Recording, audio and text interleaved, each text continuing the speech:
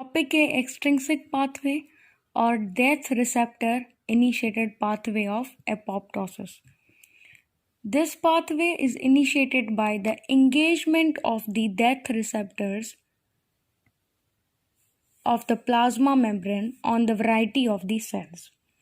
ठीक है, ये जो पाथवे होता है ये डेथ रिसेप्टर जो कि प्लाज्मा मेम्ब्रेन के अंदर होते हैं, जब ये एक्सप्रेस होते हैं सेल्स पे, लाइक साइटोटॉक्सिक टी सेल हो गए या फिर टी सेल्स हो गए, तो उन सेल्स पे जब ये मीडिएट होते हैं तो they undergo a pathway which is called as the extrinsic pathway of the apoptosis.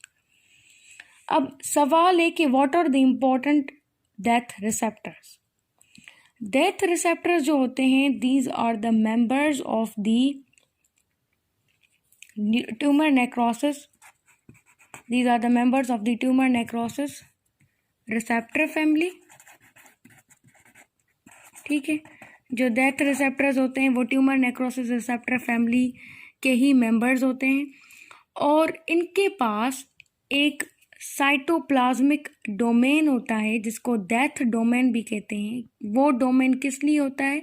This domain is functional for the interaction of the proteins.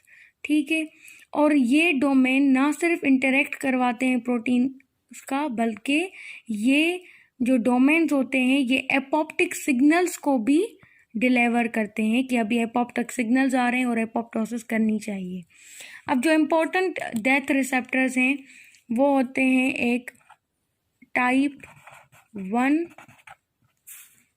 1 tumour necrosis factor receptor और दूसरे होते हैं फास्ट रिसेप्टर और CD95. ठीक है, अब यहाँ पे आप जो ये डायग्राम देख रहे हैं इसमें फास्ट रिसेप्टर लिखा हुआ है पर इसमें ट्यूमर नेक्रोसिस फैक्टर टाइप 1 नहीं लिखा हुआ. रीज़न है, वो रीज़न ये है कि कुछ ट्यूमर नेक्रोसिस फैक्टर रिसेप्टर जो होते हैं they also activate some of the inflammatory cascades. अगर ये ट्यूमर नेक्रोसिस फैक्टर्स जो हैं वो इन्फ्लेमेटरी कैस्केड्स को एक्टिवेट करेंगे तो इन्फ्लेमेशन होगी. And we all know that inflammation is not a validity in the apoptosis. Apoptosis में कभी भी इन्फ्लेमेशन नहीं होती. तो इस वजह से जो मोस्ट सुइटेबल होते हैं टू बी यूज्ड वो होते हैं फास्ट रिसेप्टर्स और CD95. ठीक है, अब ये जो मैकेनिज्म है ये तब स्टार्ट हुआ जब ये फास्ट रिसेप्टर्स और CD95 receptors they expressed on the many cell types. ठीक है, और वो सेल टाइप्स कौन से हैं? दो cell types can be the T cells और can be the cytotoxic T lymphocytes. ठीक है, इन पे ये होते हैं. ये क्यों होते हैं? अच्छा, ये एक्सप्रेस होते हैं टी सेल्स पे ताकि ये रिकॉग्नाइज कर सकें सेल्फ एंटीजेंस को और सेल्फ रिएक्टिव लिम्फोसाइट्स को एलिमिनेट कर सकें. क्योंकि सेल्फ रिएक्टिव लिम्फोसाइट सेल की अपनी ही एंटीजेंस पे अटैक कर सकते हैं, तो उनको एलिमिनेट करने के लिए ये रिसेप्टर इन सेल्स पे एक्सप्रेस होते हैं. और अगर ये एक्सप्रेस हो रहे हैं साइटोटॉक्सिक टी लिम्फोसाइट पे तो they function to eliminate the viral infected cells और ट्यूमर सेल्स. तो दोनों ही फायदेमंद चीज़ें हैं कि वायरल इन्फेक्टेड सेल्स या ट्यूमर सेल्स भी एलिमिनेट हो जाते हैं और सेल्फ रिएक्टिव लिम्फोसाइट्स भी एलिमिनेट हो जाते हैं जो कि अपने ही एंटीजेंस पे अटैक करते हैं. तो अब आते हैं कि इसका मैकेनिज्म क्या है. ये जो आप येलो कलर में देख रहे हैं structure, this is a ligand, fast receptor ligand. Ligand जो है ये बाइंड होता है फास्ट रिसेप्टर्स के साथ.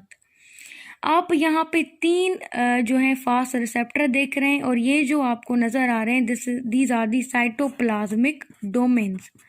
ये साइटोप्लाज्मिक डोमेन्स हैं जो जिनकी मैंने पहले बात की.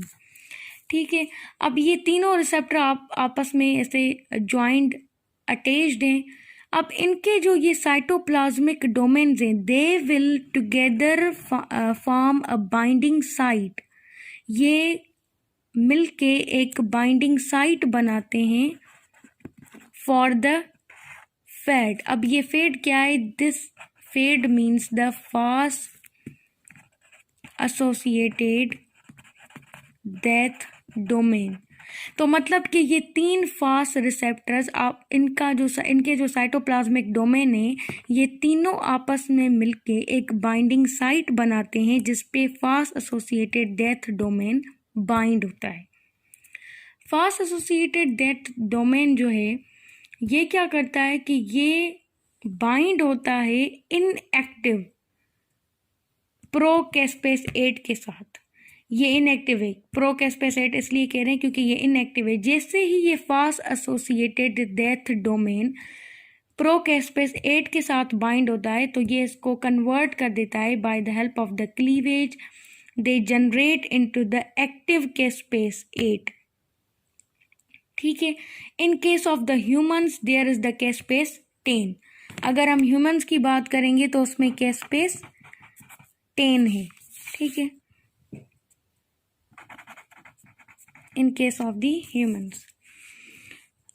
तो कैस्पेस 8 और कैस्पेस 10 जब बन जाते हैं तो एक्सिक्यूशनर कैस्पेसेस एक्टिवेट होते हैं और उसके बाद एपोप्टोसिस होती है। अब मैं आपको बताऊंगी सारा मैकेनिज्म दोबारा से कि पहले फास्ट लिगेंड फास्ट रिसेप्टर्स के साथ बाइंड हुआ। ये तीनों रिसेप्टर्स के जो साइटोप्लाज्मिक डोमेन होते हैं ये मिलके एक बाइंडिंग साइट बनाते हैं। उस बाइंडिंग के साथ fast associated death domain bind होता है। जब ये फास्ट एसोसिएटेड डेथ डोमेन इनके साथ बाइंड होता है तो ये एक्टिवेट करता है प्रोकैस्पेस 8 को into the caspase 8 by the autocatalytic caspase activation, यानी क्लीवेज होती है और ये एक्टिवेट हो जाते हैं। But if we are talking about the humans you will say the caspase 10 instead of caspase 8। अब यहाँ तक तो क्लियर हो गया। इससे पहले कि मैं आपको एग्जीक्यूशनर कैस्पेसेस का बताऊं, आप देखें कि what are the initiator caspases and executioner caspases. Initiator caspases वो होते हैं which initiate the apoptosis or which are formed during the initiation pathway of the apoptosis, और executioner caspase वो होते हैं which are involved in the proteolysis occurring during the apoptosis। अब जो initiator phase होते हैं वो पहले बन जाते हैं जब कैस्पेस की एक्टिवेशन हो रही होती है, यानी वो बन जाते हैं within the initiation phase. And these are the caspase 9 जो कि एक्टिवेट हुआ during the intrinsic pathway, and the caspase 8 and the 10 जो कि एक्टिवेट हुए ड्यूरिंग द एक्सट्रिंसिक पाथवे। इसलिए इनको इनिशिएटर कैस्पेसेस कहते हैं। अब ये इनिशिएटर कैस्पेसेस फर्दर क्लीवेज करते हैं और एक्टिवेट करते हैं एक्सिक्यूशनर कैस्पेसेस को, और वो एक्सिक्यूशनर कैस्पेसेस हैं कैस्पेस 3, कैस्पेस 6 और मे बी 7।